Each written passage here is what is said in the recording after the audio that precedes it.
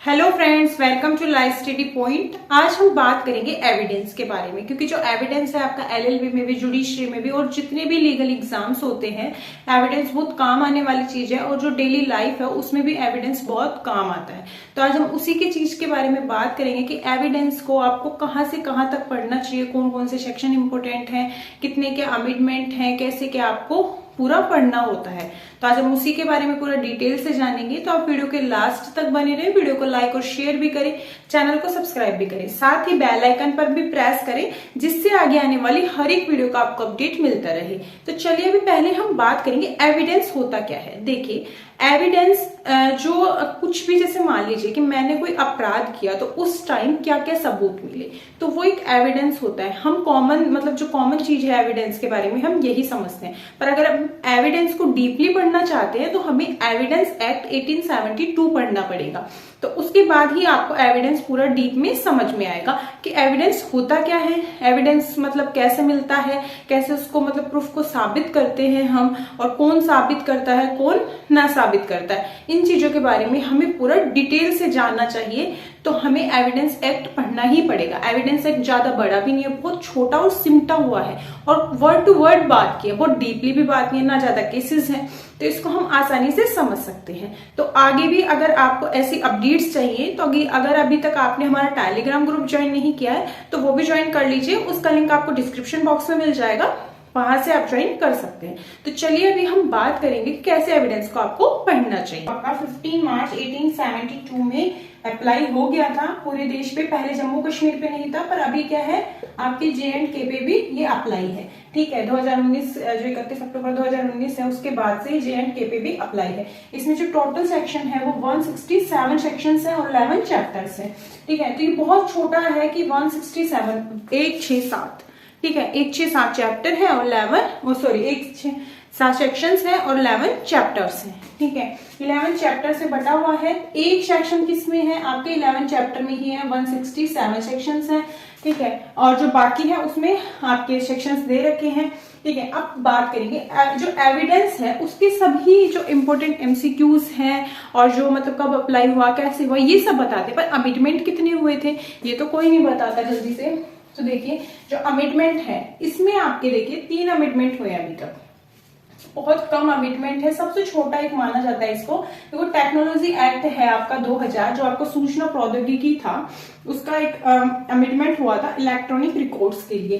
कि अब क्या होता है कि जब कोई केसेस सुनाए जाते हैं तो उसकी वीडियोग्राफी भी होती है। ठीक है, उसका जो आपका है देखते होंगे कि आप केसेस लॉ के आजकल रील्स भी आती हैं, आप देखते होंगे, तो वो वीडियोग्राफी होती है पूरी। ठीक है, कि जज ने क्या कहा और एडवोकेट ने क्या कहा, साक्ष्य का रिकॉर्ड किया जाता है। ठीक है, अगर आप कुछ मान लो कि कोई एविडेंस हो रहा है तो उसको भी रिकॉर्ड किया जाएगा। ठीक है, तो फोटोज भी ली जाती है। तो इलेक्ट्रॉनिक रिकॉर्ड्स है, ये आपका एक डॉक्यूमेंट है। ठीक है, एविडेंस डॉक्यूमेंट है। इसमें कौन कौन से सेक्शंस हुए, देखिए, सेक्शन 61 जो भी इलेक्ट्रॉनिक रिकॉर्ड से है, बहुत इंपॉर्टेंट सेक्शंस है। 65B है आपका, 67A, 73A, ये सारे इंपॉर्टेंट है, क्योंकि इसमें अमेंडमेंट होके फिर एड ऑन हुआ है इलेक्ट्रॉनिक रिकॉर्ड्स का।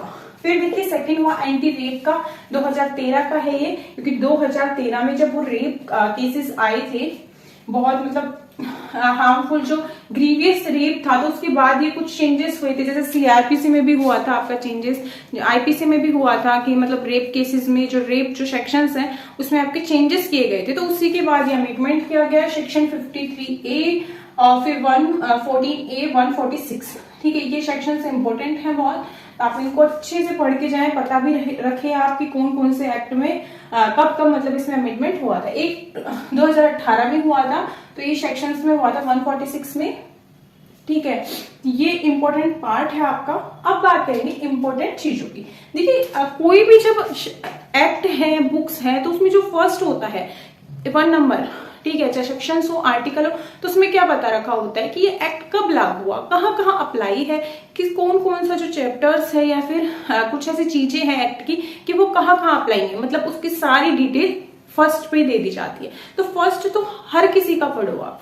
ठीक है, चाहे इंपोर्टेंट हो, चाहे वो इंपोर्टेंट हो या ना हो, आपको वो पढ़ना है। अब देखिए, उसके बाद देखते हैं हम इंपोर्टेंट कौन कौन सा है। देखिए, सेक्शन 3 जिसमें आपके कुछ निर्वचन खंड मतलब इंटरप्रिटेशन क्लॉजेस बताए गए हैं कि किस शब्द को क्या कहा गया है, न्यायालय को क्या है, दस्तावेज क्या है, आपका सबूत क्या है, साक्ष्य क्या है, सब चीजों के बारे में बता रखा है। जो आपका 4 है ये शैल और मे को बताता है, तो ये बहुत इंपॉर्टेंट है आपका कि कहाँ अवधारणा की जाएगी कि मान लीजिए कि अभियुक्त वही है, मतलब आपका अपराधी वो ही है या अपराधी नहीं है, तो ये यहाँ पे यहाँ से समझ में आएगा आपको एविडेंस का शैल और मे क्या होता है।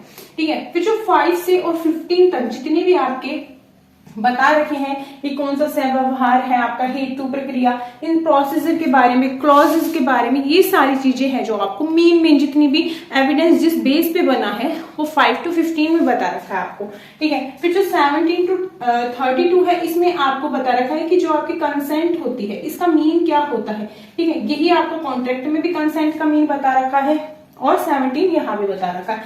जो 32 है 18 भी है, 19 भी है, ये अलग है, पर हम ओनली 32 की बात करें तो ये बहुत मोस्ट ऑफ है कि इसमें क्या है, डाइंग डिक्लेरेशन है। ठीक है, हम नेक्स्ट वीडियो में भी जानेंगे कि हम क्लॉजेस लेके चलेंगे कि कैसे आपको एविडेंस को और अच्छे से पढ़ना चाहिए, कौन कौन से एमसीक्यूज बनाए जाते हैं।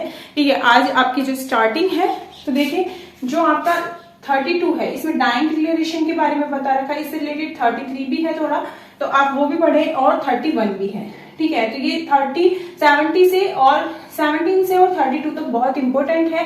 उसके बाद आप बात करें 45 से और 55 तक, मतलब ये जो 10 सेक्शंस हैं ये भी बहुत इंपॉर्टेंट है।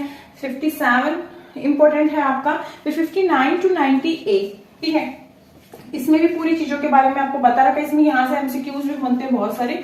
92 से 93 ये 2 सेक्शन बहुत इंपॉर्टेंट है। ठीक है, अब ये वाला पोर्शन अलग कर दीजिए, अब यहाँ से बात करेंगे अपन। यहाँ पे क्या है 101 में कि आपके सबूत की कैसे अवधारणा की जाएगी, सबूत किसको साबित करना पड़ेगा।